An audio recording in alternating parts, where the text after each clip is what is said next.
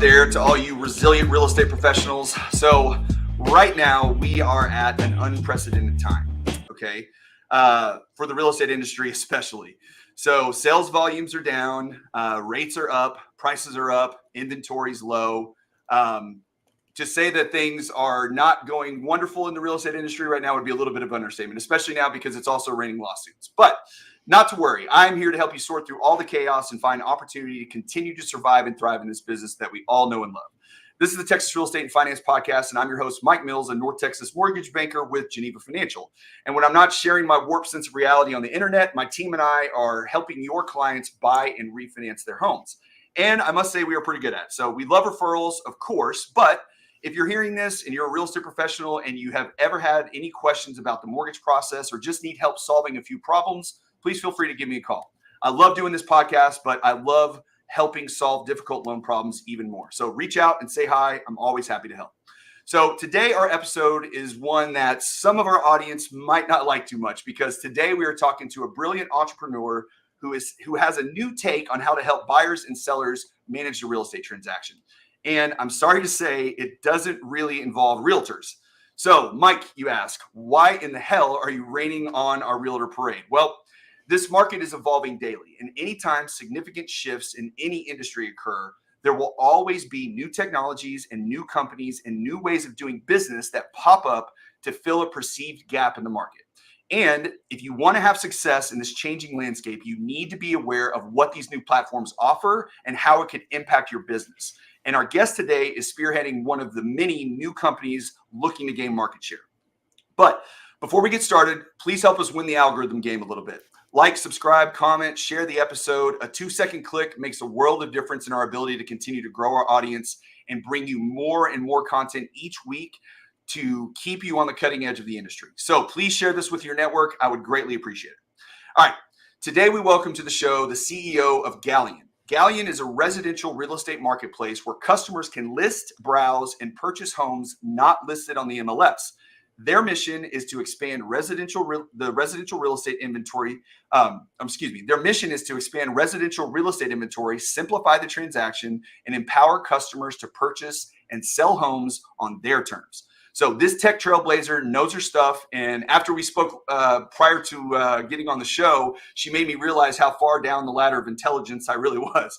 And she's here to share her mind with us and an innovative platform with us. So please do me a favor and welcome Amanda Orson to the podcast. Hello, Amanda. Let me put you up on a screen here. Boom. How you doing? Great. Thank you so much for having me on. Thank you.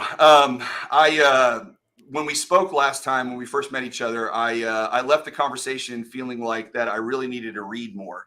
I didn't feel like there was a few things you were talking about, and I was like, wait a minute, I got to figure out what she just said, because when it comes to real estate, I kind of know my business. But when it comes to some of the tech side of things and a little bit of the I guess you would call it venture capital and developing a company, that's where I'm operating at a severe deficit. So my hope is I get to learn a lot from you today to find out what you guys are doing. But I do ask a favor. You're gonna maybe have to dumb it down to a 6th grade level for me, so I can understand exactly how you put all this stuff together and what the motivations behind it are. Because sometimes my brain doesn't quite work as fast as it should. So. But I really appreciate you being here. Like I said in the beginning, I think there's going to be a few people that listen to this that maybe aren't real fired up that I would have the enemy, come on and tell us what they're doing out there. But I don't look at you as the enemy. I look at you as somebody that is trying to find an opportunity in the market and fill that opportunity. And I think that, for my audience in particular, I think that's a good lesson to learn, because just because things are changing, which they are, it does not mean that there's not opportunity to be had for anybody that's willing to put the time in and work and find it. And so what I want to find out from you to start with is, tell us a little bit about Galleon, what it is, and kind of how you came up with the concept and why you feel like right now especially is a good time to get it going. Sure, absolutely. One, thank you. You were way too generous with your characterization. I will say, not dumbing it down, I'm going to try and speak slower. I am both from New Jersey and highly caffeinated, so I tend to go very fast. Good. Galleon from inception has been focused on the individual home buyer and home seller. And I would say that's our biggest market difference versus a brokerage or an individual real estate agent or another aggregator that you might find on the web. You did a really good job of introducing who we are and what we do. But at its high level right now, we're a startup. We're only 8 months old. Yep. And we are very, very, very early in our own journey. What we're doing is aggregating an off-market marketplace, for lack of a better way to describe it. I recognize that's a little bit redundant, because we believe that in order to intuit the value, the ability to transact on your own terms, it needs to be very early on. And as we were digging into, is this the problem that the startup team behind Galleon, myself and 3 other people that were the initial core founding team came up with, is this something we want to invest the next 10 years of our lives into? We knew that it had to be a big problem, and it had to be something whose time was right. And we just took a look, and the further down the rabbit hole we went, the more this idea became very obvious. Right.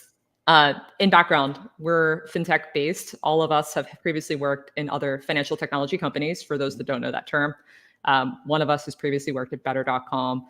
It's a fintech savvy team. The real estate idea was not native to the team per se, but it was born of personal experience. I have a few homes, and I kept getting flyers and cold texts and all of the other things. Anybody who has rental properties certainly gets those. Anybody who has a home in a neighborhood that's very attractive right now is certainly getting this. And from a marketing perspective, I was looking at this and going, okay, you're not doing this if there's not a return on ad spend. So I started digging a little bit more and realized that there was like 690,000 homes on the market, but there were 145 million single family housing units defined by single family homes and condominiums in the United States. So that's like 0.5%. Very small percentage. Yep. Such a small percentage of the inventory. But we all know that that's not true. We all know that there are pocket listings. We all know that there are off-market listings. We all know people that have transacted off-market. And I just thought to myself, whenever there's this level of disaggregation, it never benefits the individual home buyer or home seller. Always benefits whoever has that unique insight. Yeah, exactly. Yeah. The information asymmetry always benefits the person that's holding more of the money in their own pocket. Well, I mean, and that's at the root of a lot of this stuff that's going on right now is, it's access to information, right? That's always been kind of, that's where Zillow had a hard time penetrating the real estate market, because the access to the listings and the information that was available was held within the MLS. And the only way to be a member of the MLS was to hold a real estate license or a brokerage license. And so, that was a difficult thing that they figured their way around. I mean, initially they were paying NAR, to get access to it in the beginning. And then as that relationship fell apart, I don't know the details of how all it changed from there, but then they went into becoming their own brokerage, and that was how they got direct access to the information. So I believe access to information is at the core of where all of these, difficulties, changes, whatever you want to call it, have come from. You can talk about commissions and all that obviously plays a role, but it is the who has direct access to information. And especially these days with the internet in its present form and how it exists, information is the key to everything. And so if you have that information, you have access to people that are willing to do it, then that gives you a nice niche that you can fit into, because everybody wants to see what's out there and not have a barrier or a paywall behind trying to get in there. Yeah, I mean, absolutely. One of the things that, again, from personal experience, I sold a house back in 2015 without a real estate agent by using one of these aggregators. At the time, there was a platform on Zillow that's since been deprecated called Make Me Move. And I wasn't really trying to sell the house. I just wanted to kind of see, because we had an exit in the business that I was working at the time. I knew that I wasn't going to be able to build another company and be called like Northwestern Gilmore Girls, Connecticut. So curious how your brain works on that. Are you, because you're obviously if you're in fintech, you've been in this world a long time. Do you try stuff out that is kind of a newer thing, whether it be selling a house or buying, whatever it is, that's a kind of a new tech platform to just say, like, let's see how this works. So let me just check it out and just kind of, like a little research and development or something?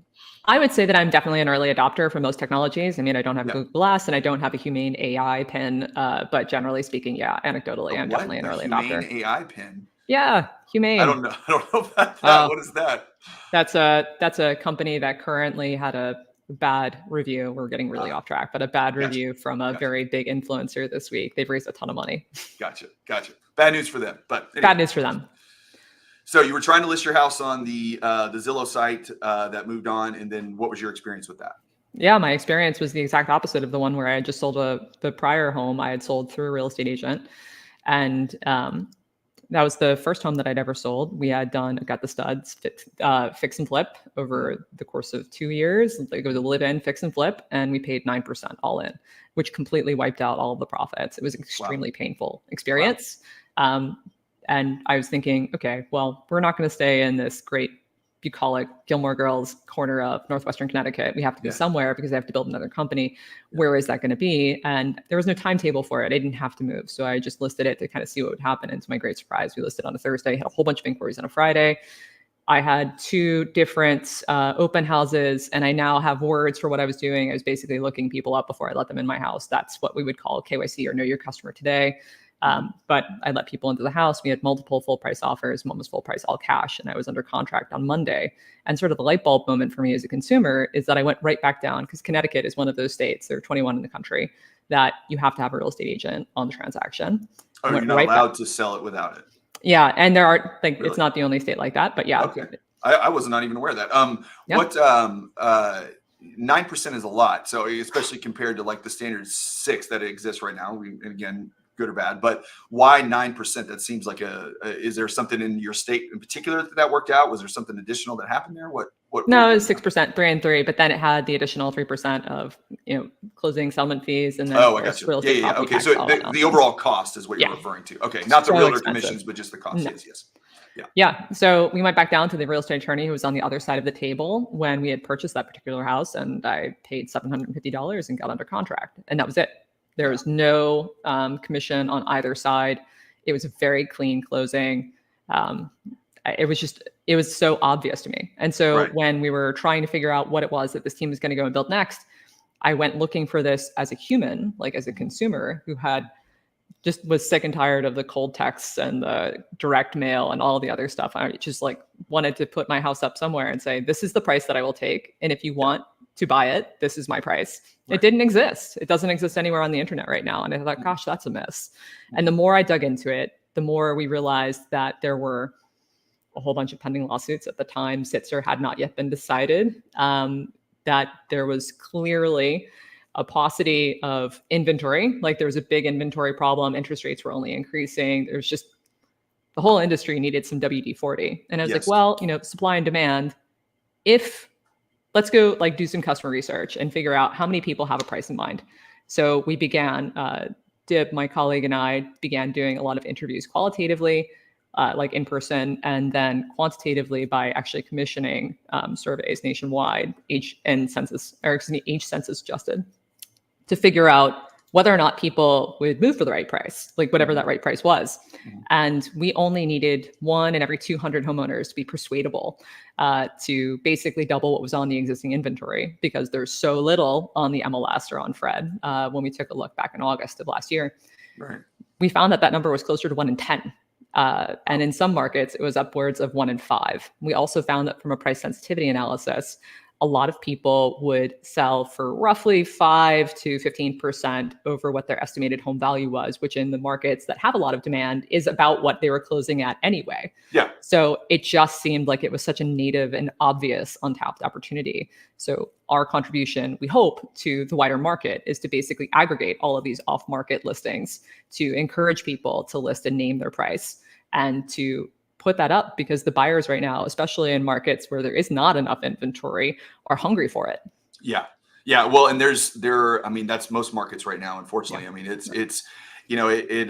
there's a lot of people, on Twitter and out there that have been predicting a housing crash for 5 years. And, it's when you argue simple economics of supply and demand, I don't see where that occurs, because you just don't have an environment where you're going to have a bunch of glut of inventory hit the market, because builders are, they're building, but they are certainly not building at an exceptional pace. They've actually scaled back a little bit of the last couple of months. The new home starts have declined because of the uncertainty of where kind of things are headed overall. And then you have the lock-in effect that takes place for people, if they have 4% or less as an interest rate. Unless they absolutely have to move, they're not moving. You still have people that are going to buy and sell because they don't have a choice. They're changing jobs. They have to pick better schools. They're tired of renting. And then you have the other side of it where, you're looking a lot of the multifamily between the apartments and multi-unit properties. I don't want to say they're overbuilt, but to a certain extent they are. And so you're seeing rental prices come down quite a bit. We're still not seeing it fully in the inflation data because it's such a lagging number that comes, because it's all based off of current contracts and new contracts signed. So in order for the market to shift overall, it can take a few months for that to occur. So, but it's still there. And when you start seeing these new contracts come up and these rent prices a little bit lower, well, the apartment complex building and the multi-unit building hasn't come to a complete halt, but it's stopped. And so the availability of housing is starting to get even tighter and tighter and tighter. And as time goes on, this is going to get nothing but, I don't see a world in which it just doesn't get exacerbated. So, having that be the environment that we're in, then it becomes, okay, if things are so incredibly unaffordable, which they are, and they've been that way for a period of time, at least for the average American, then you have to figure out where to save money and to be able to afford to do anything. And if we get to a place which, based off of what these lawsuits are projecting at this point, we'll see. Nothing's definitive yet, but there is very likely a world in which a buyer's agent, for example, and their role could be severely diminished because of the inability for the seller or lack of desire for the seller to sell. Because if there's high demand, then the seller doesn't have to pay a buyer agent if they don't want to. And you're seeing that happen in a lot of markets right now, whether or not it's prevalent or not, it's happening. So when you guys look at an environment like that and you come along with your platform, where do you see the biggest opportunities? Are you looking at particular markets to start and really put your money towards, or are you trying to start on a nationwide scale? Like, what is the plan to kind of roll this out over time to where, to make because you're going to have to go directly to the consumer, so they're aware of it. So how are you guys trying to tackle that problem? Sure. So in January, we actually opened the marketplace up and anybody can come in and list right now. Okay. The first key unlock to what we're actually developing in beta, it looks very simple, but the development work on the back end is non-trivial. With the marketplace, a seller, anybody that actually owns their home can list their home in 2 minutes. If you have a price in mind and one photo, you bring your address. We're populating all of the details about your house and background, including square footage, acreage, beds, baths, all of that. You bring one photo. We're actually running KYC on the back end to make sure that you are associated with the property in question. And then we're actually populating the first seller's description or the description of the property that you would see on any mass aggregator via AGI. You have the ability to edit that as you want. But the net of it is that you can basically impulsively say, look, I'm sick and tired of getting direct mail or cold texts. Here's my price. And you can list it in 2 minutes. That's already available. That's nationwide. What we're going to start focusing on is actually developing out the Dallas-Fort Worth metro. And that's going to be the place where we focus on one-to-one aggregating some of this off-market inventory that we already know exists, and then socializing that there is more inventory than what you're currently seeing on the MLS available for buyers. That's going to be the focus for the next several months, probably for the rest of the year. We really want to prove the concept out in one individual market. So this market is pretty much one of your test markets then, where I'm at. It is. Okay. All right. So are you, at least in the beginning, do you feel like you're primarily targeting sellers, or are you, I know the way you explained it, I think it can go both directions, but I know a lot of times with these launches, you want to get as specific as you can because I assume you have more traction that way. So are you thinking more on the seller side and that's where you're focusing on, or are you still trying to balance between the two? So from like the marketplace, any marketplace, and I've done a couple of these now, always has a hard side. And right. Our initial hypothesis was that the sell side would be the hard side. And we found that's not the case. Getting listings is actually pretty easy. We sent out a tweet and had something like 450. So that part's not hard. The hard part is socializing it to the buyers. Right. So for us, what we're really focused on are the kinds of buyers that don't need assistance, because that's where we think that the core value prop for Galleon is. We're an off-market aggregator at the very top of funnel. And what we're actually building in background and will deploy in late July is a transaction tool, a way for you to actually get guided assistance, like a TurboTax for real estate, to actually do this transaction on your own. That was always our initial thesis. It's what we originally put down on paper back in September of last year that we were going to do. But with the new NAR settlement agreement, where we recognize that the first place of need is going to be on the buy side, because a lot of people are just not going to come out of pocket for their buyer's agent. They just won't, especially the people that have done more than one or two transactions. They're categorically in the, we kind of get what's going on camp. We want to be able to provide something that helps them actually understand where the transaction is happening on a step-by-step basis, and then helps to facilitate some of that documentation. So our Navigator product will be coming out this summer. And some of it isn't necessarily that they will or they won't. A lot of cases they can't, because they just don't have the funds to do it. And that's always the concern on our side, of the businesses, because obviously I'm a lender. And so when you look at, I talk to buyers every day. And so when you talk to them and, these days, obviously with the home prices increasing like they have, there is more issues on debt to income ratios and qualifying levels, especially with taxes going up and insurance has gone through the roof. And just everything is being piled upon. But, it's not as big of an issue in many cases as the money, as the cash that they need to purchase, and between the down payment and the closing costs and everything that's involved. And, there's a misconception outside the industry a lot of times, or, because I get calls about it all the time, but we want to roll our closing costs into our loan. Like you can't, you're not allowed to do that. The loan amount can exceed, the loan to value threshold for whatever particular product that you're doing. Now you can raise interest rates and you can, have seller costs and all that, seller concessions that can offset that. But at the end of the day, cash is a big barrier for people. And when if you're going to take a home buyer who's already stressed for cash as it is, and now you're going to layer on top of that they're going to have to pay their buyer agent, or may have to, even if they don't absolutely have to, just may have to pay that buyer agent, then that's going to be a big burden for them.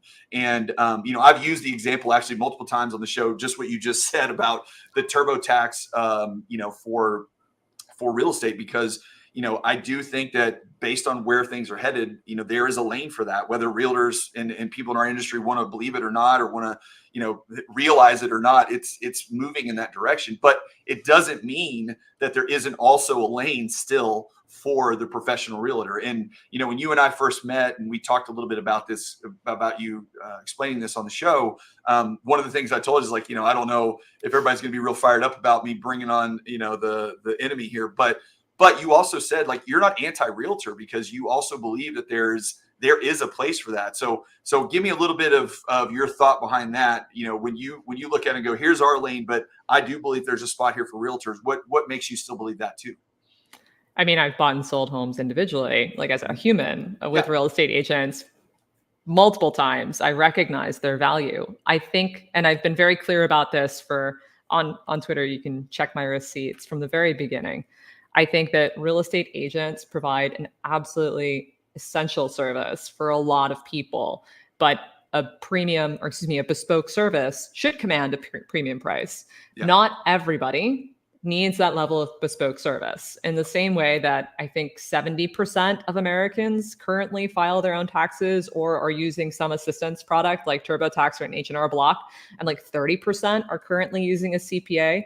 I don't think that's necessarily the ratio, but just to kind of give you an example, that you can take an exceedingly complex document process that involves a lot of money and also some very serious repercussions if you do it wrong. And most Americans are capable of doing this on their own. I think it would just be incredibly ignorant or arrogant or lacking perspective to believe that every single person who buys and sells a home requires that level of service. Right. Where I think real estate agents will always have a place. First-time home buyers, certainly. That's just an obvious place where the more that they can actually understand about the process and actually ask another human being what's going on, the better it'll benefit them. I think that there are obvious use cases that will always persist, like out-of-market moves, special circumstance moves, trying to get into a specific building in a co-op in the Upper East Side. That will always be a place where you need to use a broker. But that's not everybody. Yeah. And it's a little bit silly that we continue to transact real estate in the same way that our great-grandparents and our great-great-grandparents did. Mm-hmm. But we do not transact anything else from travel agency to autos to securities like stocks in the same way that even our parents did. Yeah, it's changed a lot, and technology has played a big role in that. And that's, to think in our industry that this hasn't been moving in that direction, again, would be a little bit naive. And it's, Zillow is a really good example of a company that has been able to come into the market in a way that the people that they are trying to supplant not only supported their ability to do so, but then also didn't realize that they were doing it along the way. And, there was always an undertone in our industry as a whole where, you had realtors that would purchase leads from Zillow because they were trying to get business, right? And then you had a separate section of the market that would say, why are you guys buying leads from Zillow? Because they are literally trying to buy and sell homes and cut you out of the transaction, and you're funding that for them. But the nature of human beings is, I've got to pay my bills. I've got to take care of my family. And so whatever it is that I need to do to make sure that happens, if I'm having to buy from this company, I can't look 5 or 10 years down the road and think that they might be, coming for my job. I just have to deal with what's here in front of me right now. And unfortunately for the average person out there working, that's just that's their reality. That's what they see every day. So, when new technologies approach and start coming in, there's either a fear, oh my gosh, this is going to destroy us, or this is great for me. And it's not always the way it ends up. Sometimes that fear isn't actually a bad thing and actually could work to your benefit. And sometimes that thing that you thought was awesome is actually the most detrimental thing that could have happened. So, when you guys look at how you're handling transactions, right, with your company, walk me through what it's like for a buyer on the front end. So if I'm a buyer coming to your site to look at properties that are on there, and I'm assuming you only have off market, right? You don't have access to pull in listings from any other Zillow MLSs or anything like that. No, we don't. And that's by design. Okay. So right now, if you express that you're interested in one of the properties on Galleon, we take your information in and then we verify your identity. I think that's just a very basic thing that we, coming from the fintech world, know to be a value add for the entire ecosystem. Right. And we want to make sure that we're matching verified homeowners and verified buyers with each other. But at this point right now, we're hands off. We step out of the transaction. It's entirely between the individual buyer and the individual seller after that. In the future, what we're actually developing is basically, again, using the TurboTax analogy, basically a way for you to sort of walk through the steps of this transaction. And we're building it for single player mode in mind, meaning that it can actually be effectively hand-holding as you go through the transaction on the buy side. Mm-hmm. Eventually, we'll bring the seller side up and we'll have a way for them to both integrate in the future if you want to do a transaction completely on Galleon, whether it's from Galleon or not. But it's literally just to provide transparency and control and to have a very clear understanding of where the transaction is in its process, who's waiting on who for what. And eventually with data, we'll be able to provide benchmarking and a lot of things that currently don't exist. Gotcha. So are y'all in works to try to put together, or do you have in place? So, like from a buyer's agent point of view, if they take on a new client, well, there's obviously several things that go. We'll take the home search out of it. Let's say they found the house that's there, but then you've got, completing the contract, deciding who's paying the title policy, like in Texas in particular, seller or buyer. If there is a home warranty that's available and what companies are available to provide home warranties. You have seller's disclosures that you need to check and make sure that the house is in good shape. If you have an inspection, that comes out, an inspector that shows up, because one of the roles that realtors play in the transaction is they're kind of like the quarterback of the transaction. They are helping you with the lending side of things, at least pointing you into some direction and providing you options for people that can help with lending. They're providing options for inspectors. They're providing options for home warranties. They're providing options for roof inspections to come out for to make sure that the roof is in good shape, all that kind of stuff.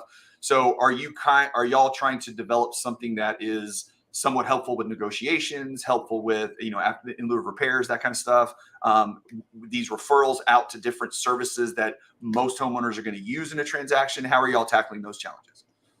So I think that, to borrow from the football analogy, because it's Texas, and I think that it's incredibly appropriate. That's right.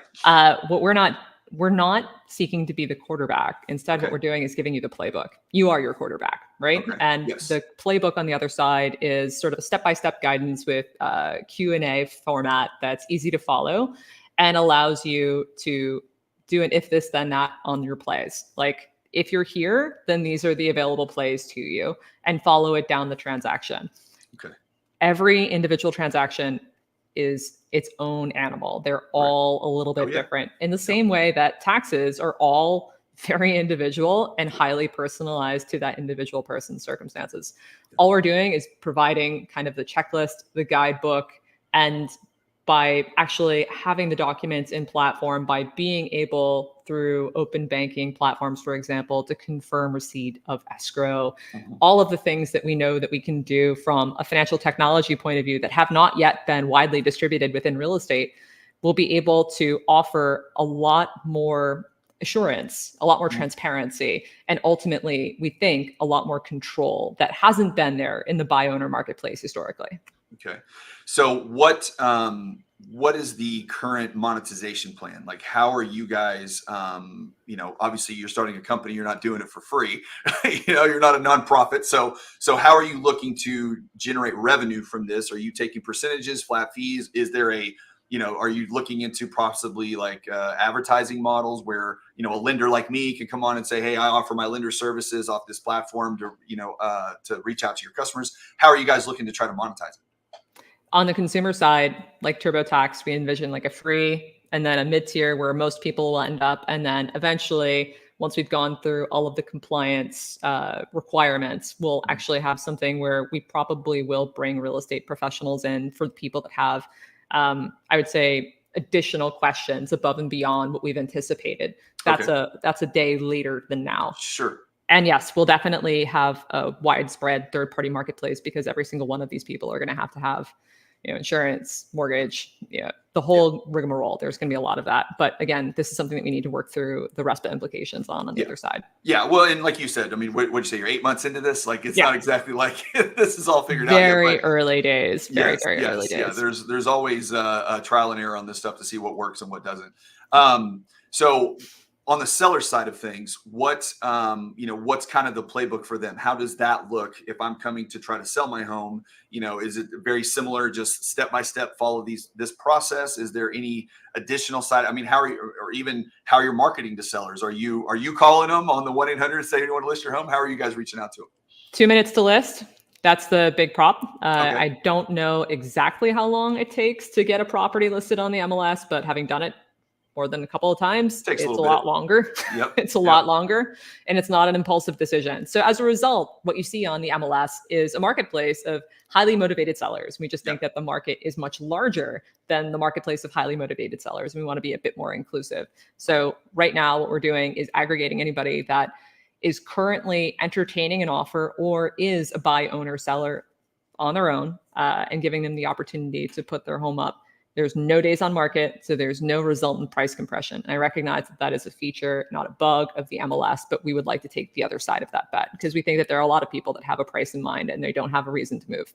Okay, so one of the things, if I heard you right, again, this is my translating to my monkey brain here. So you're saying that you took off the days on market feature. Correct. So that's not there anymore. No. Interesting. Okay. Well, that's always been a big, when you talk to realtors, my wife's a realtor. We have this discussion from time to time, but they go in and sit down with the client and they say, hey, I want to list my property for, $500,000. Okay. And the realtor who knows what they're doing and has looked at the market, has run their CMAs, looks at that piece of paper and goes, this says like 460, right? But the seller, there's a disconnect, right? And so then the realtor has to make a very tough choice because now it's, okay, do I want this listing or do I want to risk making this seller upset because their price is not what the market is currently demanding, right?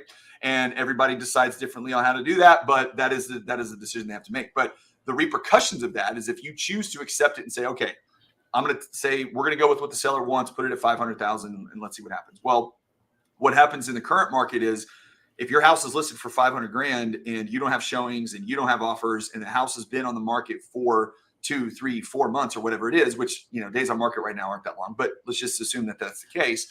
and there are in some individual circumstances. Well, then the consumer now who's getting access to MLS, who's getting the emails, looking on Zillow where it says big right there, days on market, 60, 90, 120, whatever. Well, their first thought is either A, I'm going to offer way less if I want this house, or B, what's wrong with it? Why has nobody purchased it? Right. And those are the two questions that get asked. But if you take that out of the equation entirely, I mean, I guess somebody just comes along and says, yeah, I think the house is worth that and I'm willing to pay it. Because ultimately, I mean, the market decides.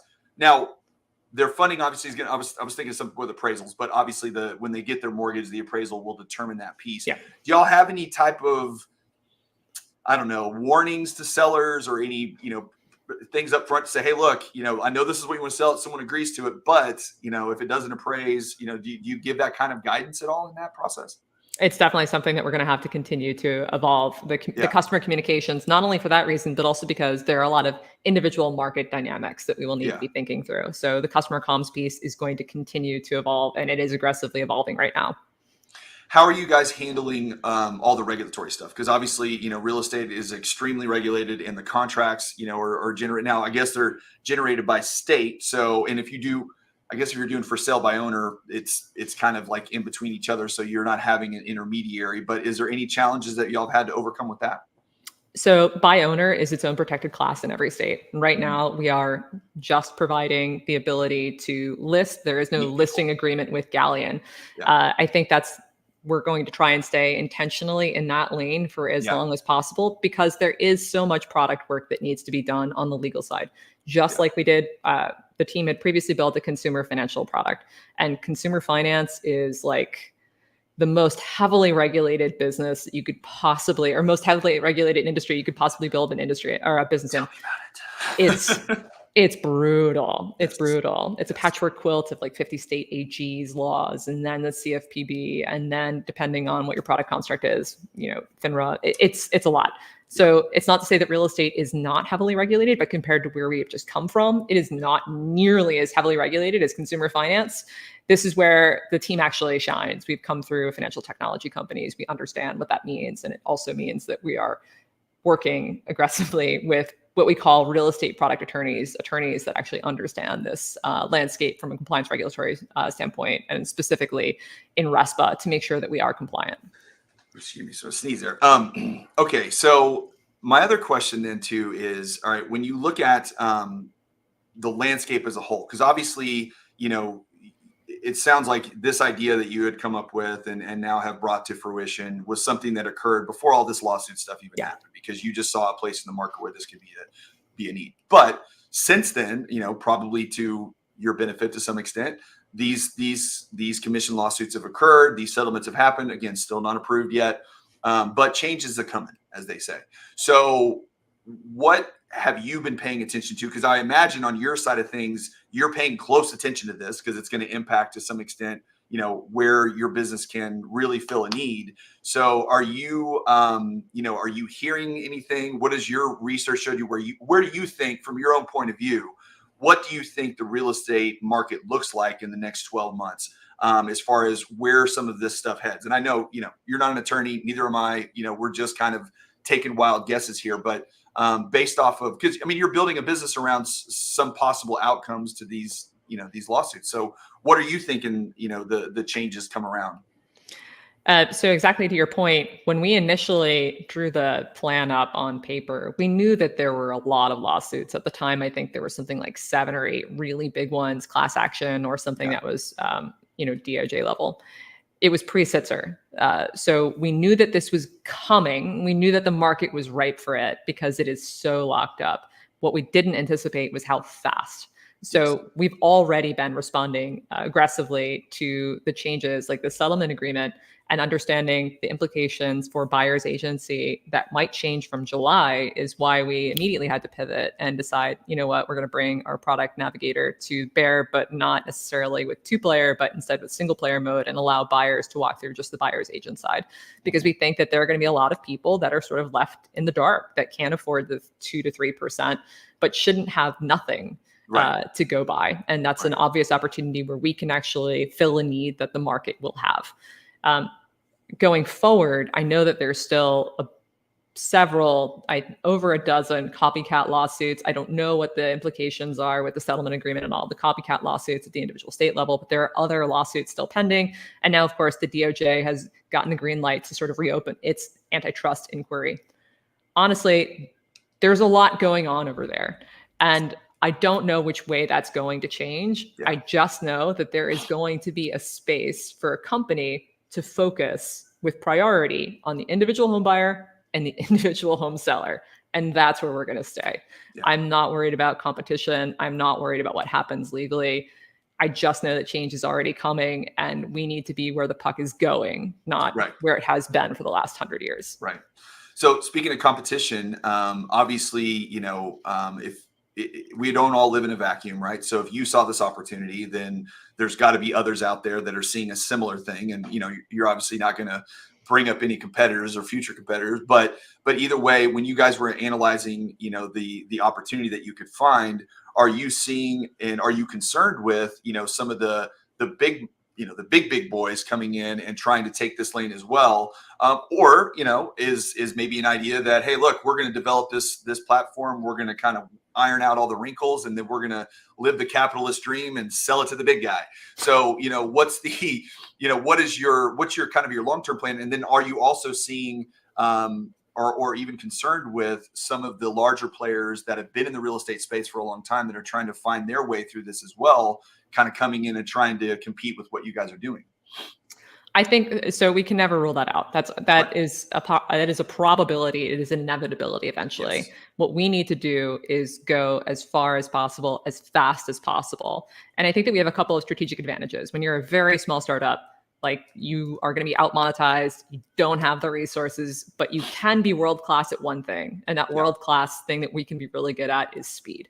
It's just really hard, having come from a very large company very recently. It's really hard to pivot something that's got like a 6,000 person OpEx. It's like turning around the container ship. Yes. Yeah.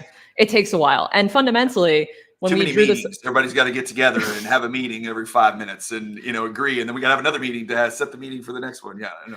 But think about it. Like, it's a fundamental business model arbitrage, right? Yeah. If you are a brokerage right now, you're not going to do this. Like, there's no incentive for you to do this. If you are fundamentally building an ad or building a business based on selling ads to brokers and to real estate agents, you are also not going to do this because you are completely undermining your business model. Yes. And, there are several billion reasons at play as to why you would not do that. So I think eventually it becomes very clear to the market that real estate agents will always exist. There will always be brokerages, and they will always provide a needed and valuable service. But there is some subsection of the wider marketplace that does not require that level of handholding.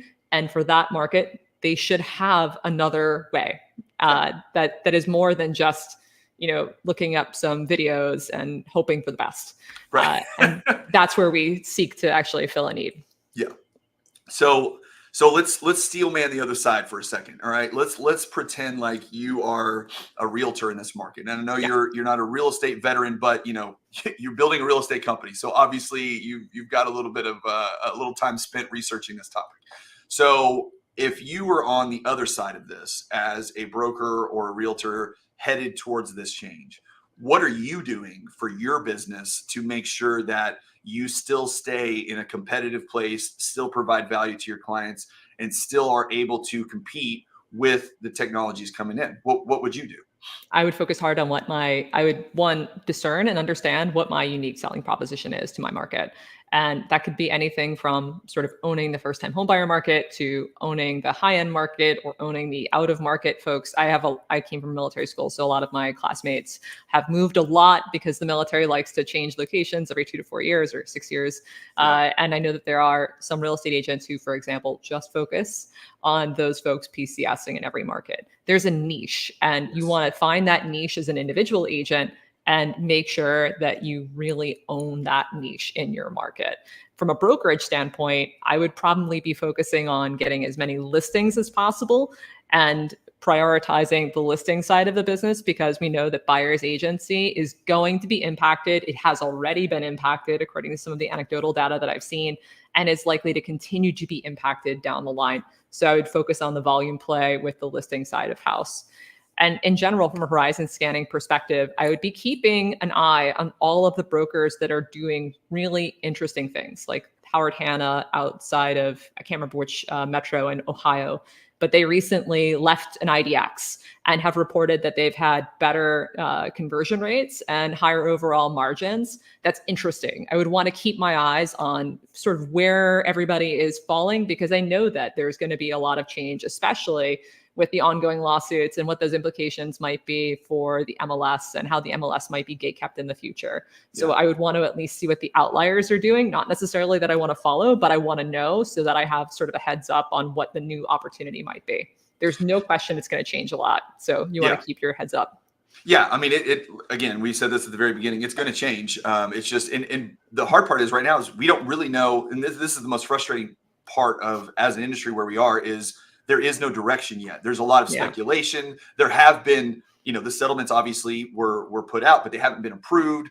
I saw something the other day that said they felt like the Department of Justice was going to issue some sort of a statement in the next couple of weeks regarding the Sitzer Burnett judgment or the settlement, to see if they could at least give a little bit of direction on what's going to be allowed and what's not going to be allowed, and or if they're going to leave it up to the judge, or if they're just arguing with the amount of money and not necessarily what the settlement said, because literally nobody knows, and that's the most frustrating part. Now, I will say, in my experience in talking to agents and other folks in the marketplace right now, I do think that as far as just on the day-to-day operations, especially when it comes to the consumer, because look, most consumers, buyers and sellers, they're not dialed into this. We talk about this every single day. I'm talking on the phone to people about this all the time, but the average person that's getting up and going to work at the school and teaching the kids and coming home and making dinner and going to soccer party, they're not paying attention to any of this until they go sell. And then maybe they're like, wait, what did I hear? Is that something? So we've been telling our agents, like, look, now is the time when things are still kind of status quo, that you really need to dial in your value proposition. Like you said, you have to be able to, because the questions are going to come and you're going to be able to have to answer them when they do come. And if you want to answer it in a way that the consumer understands and can be clear about it, and then they can make a decision based on good information. And that's really what your job is going to be at that point. And go ahead. I was just going to say, I think that's a really important point, because one of the problems that every business that's new and novel has is educating the marketplace. Yes. And what has just happened is there has been a lot of free consumer education for anybody that's actually inquiring on the cost of commission. There's been a lot of free consumer education that this is now negotiable. Yep. That is something that you're going to have to anticipate and just be on the front foot about it. I think that alone will go so far into instilling trust in that relationship and increase your likelihood of converting it. Yeah. Well, and to be fair, just say, because we always say it's always been negotiable, right? But there is always a standard in the market, and then the 6% has been the standard. And if you don't know to ask the question, and if you don't have somebody that's a professional on your side explaining to you how it is, how it all works, then it doesn't always get conveyed. That's for sure. Yeah. Now, I do think, like you've said, there's a role for realtors in this new world, whatever it ends up being. So, you mentioned a little bit of something, with what you guys would do. And again, this is, you said, for another day down the road where you might have realtor involvement. I've actually recently spoken to a broker I'm going to have on soon out of Houston, who is kind of doing he calls it a DoorDash, Uber, service for agents. So for like those agents that maybe aren't doing as much business, and those that are, because the business is more concentrated, maybe they help with, showing open houses, and he's creating like a marketplace where it's like Fiverr, where you're like, hey, I'll show the house, or I'll run and, do this listing presentation, whatever it is. But they're paying a fee for that to agents, so they can kind of like, source out their knowledge base. So there's going to be a spot, and the agent's role is going to adapt. There's going to be the old school, the way it's always been done role. There's going to be, maybe that new price per job, maybe it's per hour, maybe it's, in your company. But what do you see for you guys if you were to, at least right now, and again, it's always evolving, But in your mind, because you said there's going to be a level even to you where you get to a place where and we really kind of need to get some professionals involved. Do you look at that as being licensed folks, or do you look at that folks that you employ, contract workers? I mean, again, I know it's in flux and there's no way to say for sure, but where's your mind at with that right now? Absolutely TBD. I would say that the most important thing, and the thing that we're most focused on, is that we can't be good at everything, right? We're just focused on being really good at sort of creating what the TurboTax for real estate might actually look like. So all of the other services that tie into that are not core to the development of this software are things that we're going to end up partnering with, if not now, then at some point in the future. So I would say watch this space. And what is y'all's, and I think you mentioned this a little bit, but just clarify, how are you guys reaching to the customers right now? Is it social media? Is it, what's your method of getting your message out there to the overall marketplace? Like you said, because that's a big problem, or a challenge, I should say.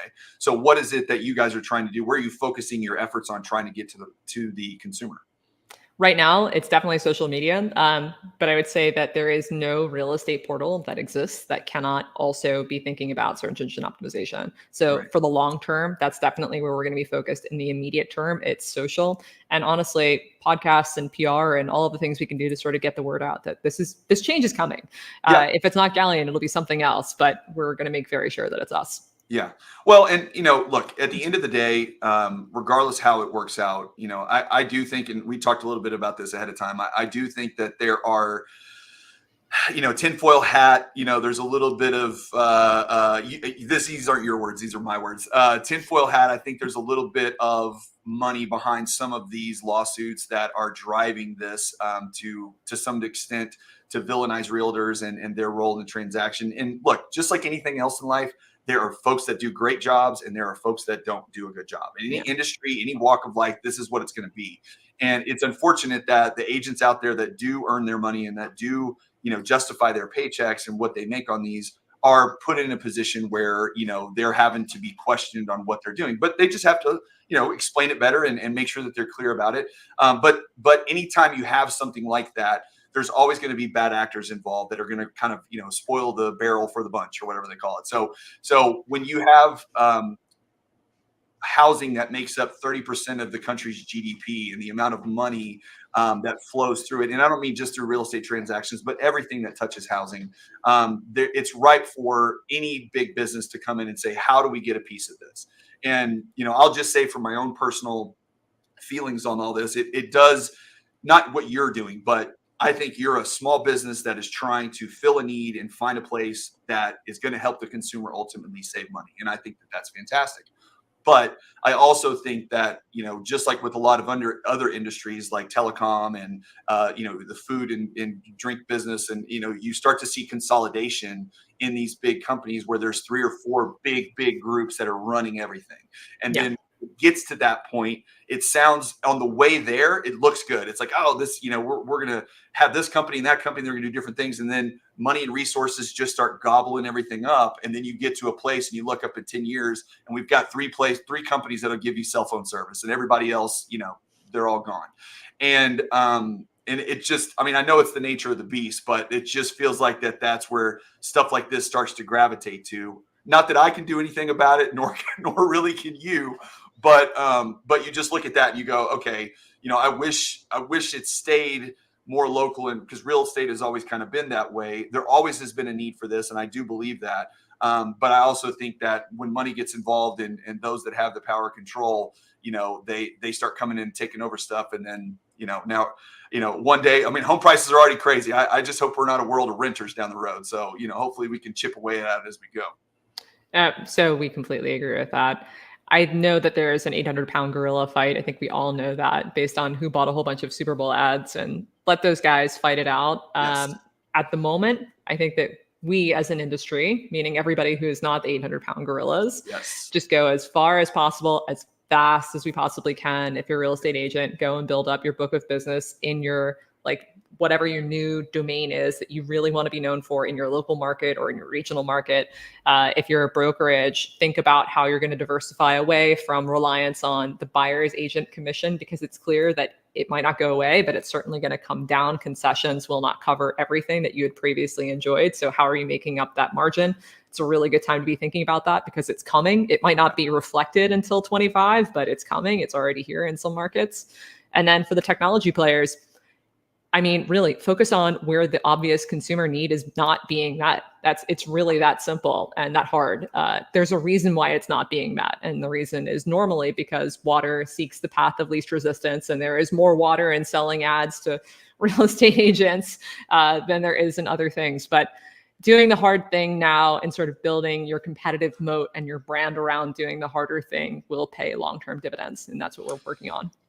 Real quick before I let you go, I do want to get because I feel like a good chunk of your what you guys are doing with your company is centered around artificial intelligence. Would that be a fair statement? Okay, so yes. So where do you see the role of AI moving this stuff? Even from, because like right now, I'm working with someone, we do classes on AI for real estate and how to use specifically ChatGPT with prompting and creating personas and GPTs to kind of help with your marketing and help with, copywriting and all that kind of stuff. So where do you see the role of AI? I mean, obviously it's going to continue to grow, but at what pace and at what point do you feel like the human piece of it it's not, at least as we understand it right now, is not going to be able to supplant having a human being involved in that to some degree?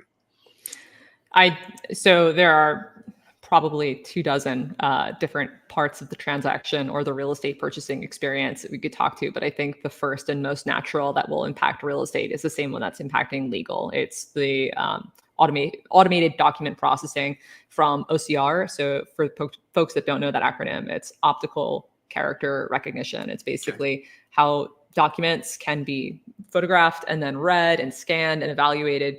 Automated document processing is probably the first place that we're going to see it, because technology can digitize and extract information about all of real estate contracts, the agreements, the disclosures, the property inspection, and it will ultimately reduce paperwork, hopefully minimize errors, and accelerate the transaction process.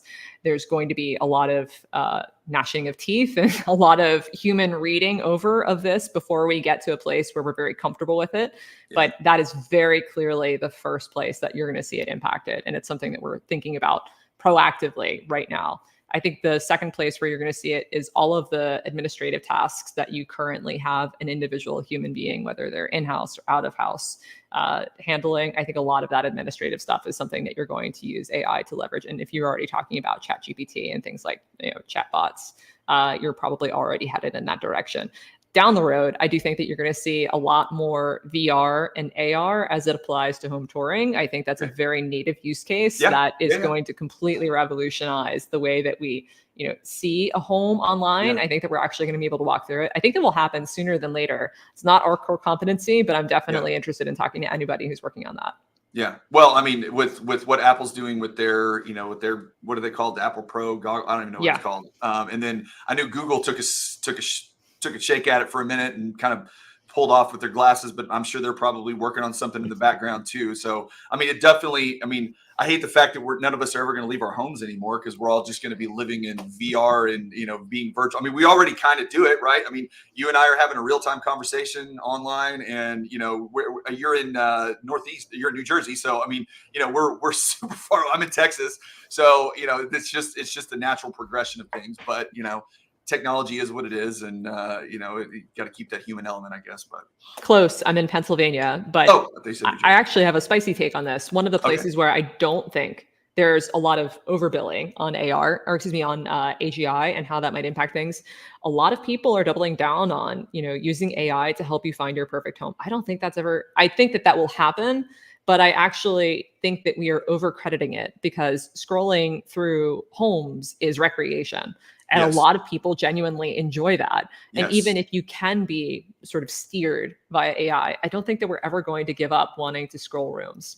CHGTV. It's no different than, I think it's very similar to I'm not a big shopper, but to the shopping environment where the reason I think a lot of retail stores have still been able to hold on, even with the encroachment of Amazon and all of these other online retailers. I mean, you can buy, if you want to go to Lululemon or whatever. I don't remember Lululemon, but if you go Lululemon, you can buy all their stuff online.